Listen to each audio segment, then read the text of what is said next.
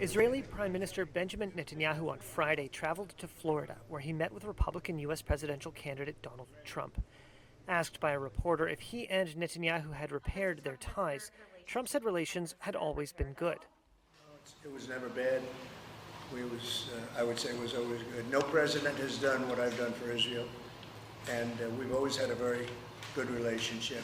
אני רוצה לפתוח בברכות לג'ו ביידן ולקמלה האריס.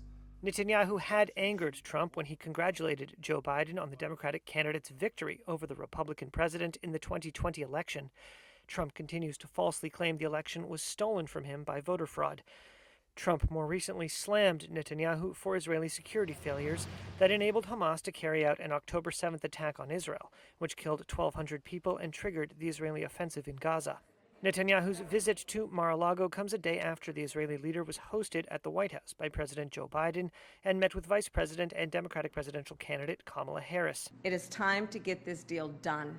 Both the president and the vice president pressed Netanyahu to reach a ceasefire deal with Hamas that would pause fighting in the Gaza Strip and provide for the release of Israeli hostages held by Hamas and other Palestinian militant groups.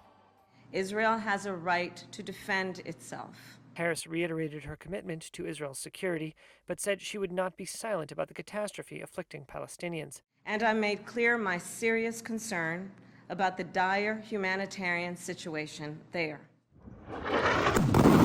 Gaza health officials say more than 39,000 people have been killed in the 10 months since Israel began its operation in the coastal enclave.